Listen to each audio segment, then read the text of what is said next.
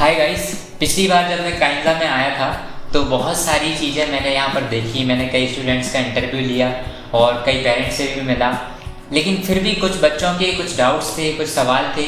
तो मैंने सोचा कि एक बार और जब मैं कोटा विज़िट कर रहा हूँ तो यहाँ आकर के उन क्वेश्चंस के आंसर्स भी आपको दे देता हूँ। तो आज हमारे साथ वंदना गुप्ता मैम हैं और हम उनसे कुछ सवालात करेंगे। तो मैम, पहला क्वेश्चन मेरा ये है कि आप काइंजा को कैसे डिस्क्राइब करते हो? व्हाट इज़ काइंजा फॉर यू? देखिए, बाहर से तो जब भी कोई मुझसे पूछता है तो काइंजा के लिए लोग कहते हैं कि ये हॉस्टल है, पर मैं और नील अक्सर कर इसको कहते हैं कि नहीं, हॉस्टल नहीं, ये एक डिसिप्लिन्ड हाउस है, एक ऐसा घर जहाँ पे नियम होते हैं। एक डिसिप्लिन कल्चर है जिसको हम लेके आए हैं काइंजा के नाम से। डिसिप्लिन, हाँ, एक प्रॉपर डिसिप्लिन है हमारे यहाँ पे, जो कि जनरली हॉस्टल्स में नहीं होता। हॉस्टल में तो बच्चा आता है, वो कब आया और कब गया कुछ भी नहीं पता होता। यहाँ ऐसा नहीं, ये तो घर है जहाँ पे होता है ना कि मैं एक हर माँ को पता होता है कि बच्चा कब बाहर निकल रहा है और कब घर में आ रहा है, इसलिए हर दिन पूरे दिन की प्रतिक्रिया, दिन पूरे डे की एक्टिविटीज उसे याद होती।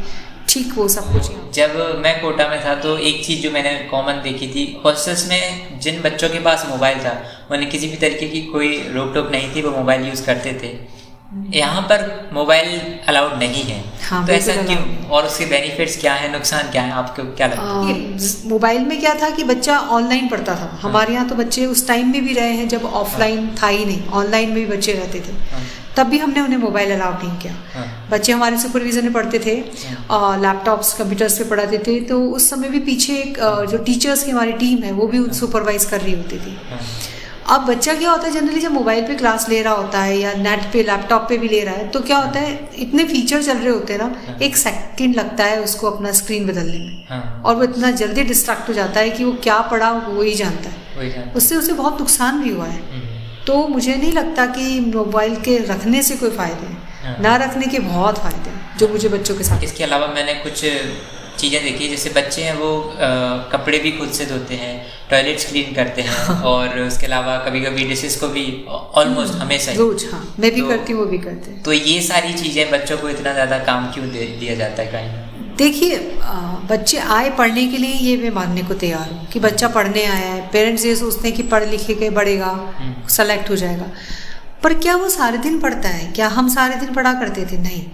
हम उसको एक ऐसा व्यक्ति क्यों नहीं बनाते जो खुद किसी और पे डिपेंडेंट ही ना हो, वो सेल्फ में ही इतना सब कुछ करने वाला हो, उसको वो अपने आप में, उसको कभी किसी की जरूरत ही ना पड़े। हम अपने बच्चे को पढ़ाते तो इसलिए ना कि बाहर चला जाएगा, जब वो बाहर चला जाएगा तो वो इन सब चीज़ से डरे नहीं, सारा काम वो और डिसिप्लिन में रहे। देखिए, खुद से बैग जमाएगा, खुद से अलमीरा अरेंज होगी, खुद से बुक्स शेल्फ जमी होगी, तो उसे पता है कि मेरी कौन सी बुक कहाँ रखी है, वो कभी उसे ढूंढेगा नहीं, और उसे पता है कि इतना समय लगा के मैंने ये सामान जमाया, तो वो उस अरेंजमेंट को सीखेगा, सारा काम करना सीखेगा।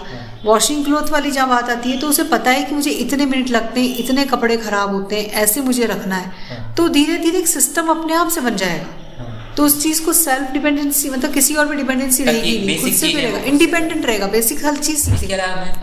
कोटा से जो बच्चे हैं उनको तो वैसे तो रहने की कोई ज़रूरत नहीं है यहाँ पे, लेकिन वो फिर भी रहते हैं, तो उसका क्या रीज़न है? यहाँ पे क्या हमने टीम रख रखी है, मतलब मैं और नील तो होते ही हैं पढ़ाने के लिए, पर साथ में हर सब्जेक्ट की अपनी फैकल्टी भी है।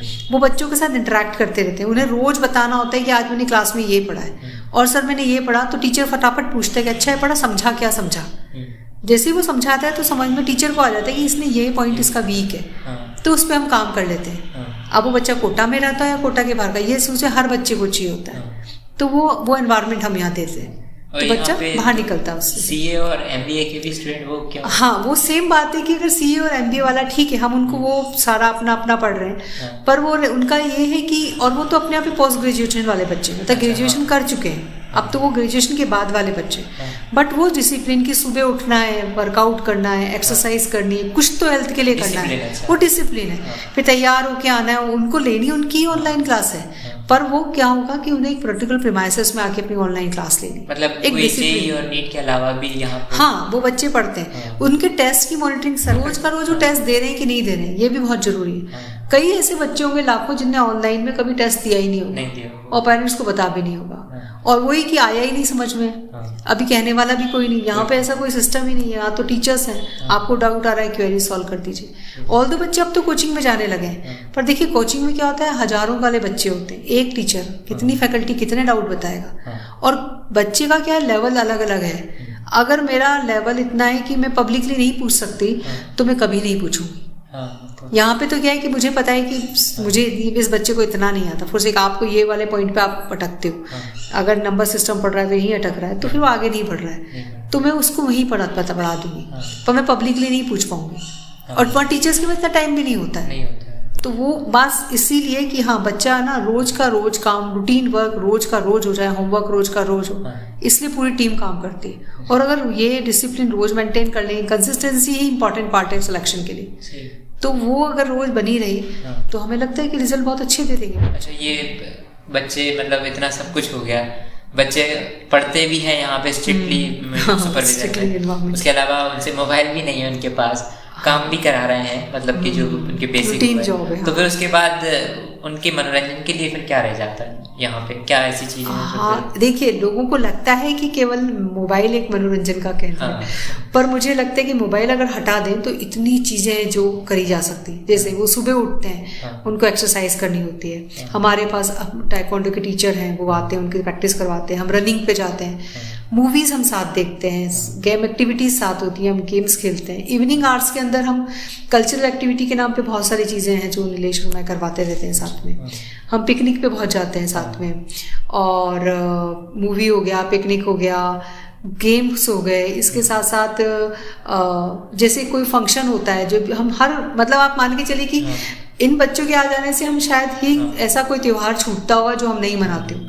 मतलब जो बेसिकली जो दूसरी चीजें हैं, त्योहार हो गए, सब कुछ, और नहीं है। फिर क्या होता है कि मोबाइल तो है नहीं, तो उनके पास गेम्स के लिए बहुत सारी चीजें। फिर हमारा अपना इंडोर म्यूजिक वो भी है, बच्चों के पास गिटार है, हारमोनियम है, वो सारी चीजें हैं, सारे इंस्ट्रूमेंट हैं उनके पास, वो उसे प्ले कर सकते हैं। और खुला हुआ माहौल है, जिसको कराओके पे गाना है वो गाने का काम कर सकता है। अच्छा, ये संडे को होता होगा? नहीं, वो शाम का जो हमारा 1 घंटा है 6 से 7 बजे, जिससे बच्चे ऊपर खेलने जाते हैं। 5:30 to 6 वो लोग अपना स्नैक्स वगैरह लेके फिर शाम का इवनिंग हल्का फुल्का खा के वो 1 घंटे के लिए ब्रेक ले लेते हैं। उसमें वो जो करना चाहते हैं करते हैं, एक्सेप्ट मोबाइल।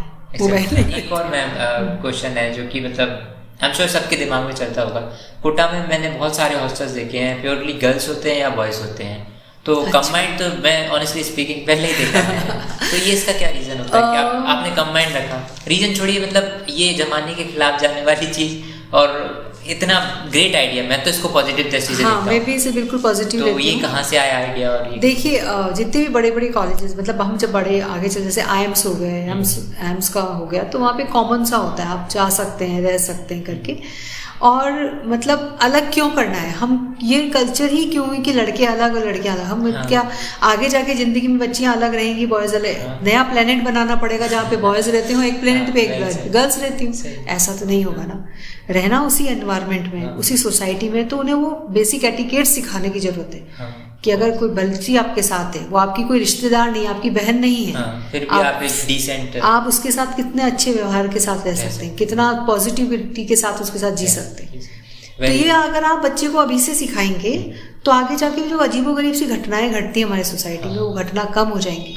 बच्चा अपने आप से सीखेगा उस रेस्पेक्ट को कि हाँ, ये मेरा अपना, रिश्ते में कोई रिश्तेदार नहीं है बट मेरी कोई अपनी भी है। ये कल्चर तो आपको सिखाना ही पड़ेगा, मतलब ये तो होना ही चाहिए कि गर्ल्स और बॉयज साथ रहते हो। ये डिसिप्लिन आपको सिखाना होगा बच्चे को, और हमें भी उससे सीखना होगा कि बच्चों को कैसे उसको सिखाएं। गाइस, ये कुछ क्वेश्चंस थे जो कि कमेंट सेक्शंस में आते रहते थे, मेरे पास डीएम में आते थे, और कुछ क्वेश्चंस जो जनरल हैं वो भी मैंने पूछे हैं।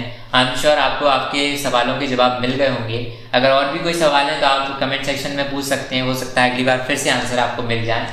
तब तक के लिए थैंक यू, और लाइक और शेयर जरूर करना। Thank you so much.